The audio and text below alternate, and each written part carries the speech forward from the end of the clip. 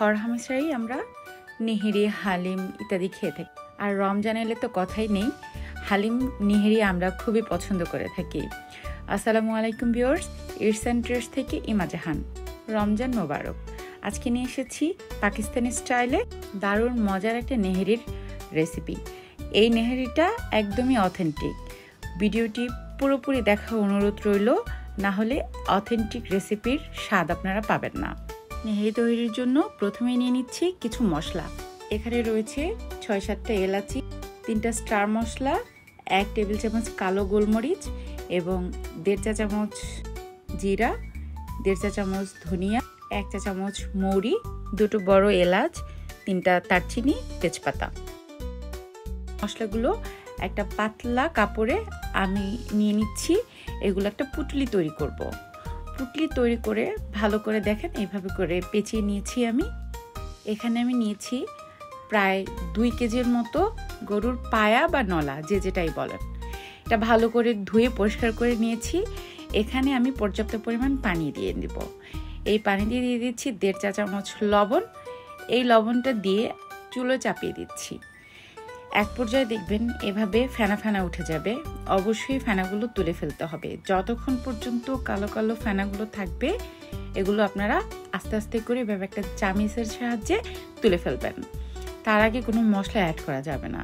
বলে রাখা ভালো, আমি কিন্তু এখানে আরও পানি অ্যাড করেছি যতক্ষণ পর্যন্ত মাংসটা পুরোপুরি সেদ্ধ না হয়। এবারে আমি এখানে আমার পুটলির যে মশলাগুলো আছে না, এগুলো দিয়ে দিব। এই মশলাটা দিয়ে এখানে নেহেরি আমি রান্না করে নিব। আমি 2 দিন লেগেছে আমার এই রান্নাটা করতে। আপনারা চাইলে প্রেসার কুকারও 3-4 ঘন্টার জন্য দিয়ে রাখতে পারেন। আমার 2 দিন লেগেছে। দেখুন আমার নেহেরির যেই পায়াটা, সেটা একদমই সফট হয়ে গিয়েছে। আর আমি যতটুকু জানি যে নেহেরিটা আস্তে ধীরে রান্না করলে সেটার যে আসল টেস্টটা আছে না, এটা চলে আসে। এবারে আমি চলে যাব আমার মূল রান্নায়।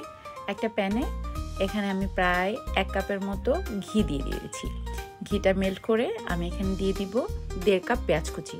পেঁয়াজ কুচিটা একদম ব্রাউন কালার করে ভেজে নিতে হবে। বলে রাখি, এই নেহেরিটা একটু সময় নিয়ে রান্না করতে হয়। এবার এখানে অ্যাড করব 2.5 চা চামচ আদা রসুন বাটা। আদা রসুন বাটাটা দিয়ে আমি কিছুক্ষণ মশলাটা কষিয়ে নিচ্ছি। মশলা কষাতে আপনার যে পানিটা দরকার, সেটা অবশ্যই যে নেহেরি থেকে যে পানিটা বের হয়, ওই পানিটাই ব্যবহার করবেন। অন্য কোনো পানি ব্যবহার করা যাবে না। আমি এখানে দিয়ে দিয়েছি 2 চা চামচ মরিচের গুঁড়া আর 1.5 চা চামচ হলুদের গুঁড়া। মশলাটা নেড়ে চেড়ে ভালো করে কষিয়ে নিতে হবে।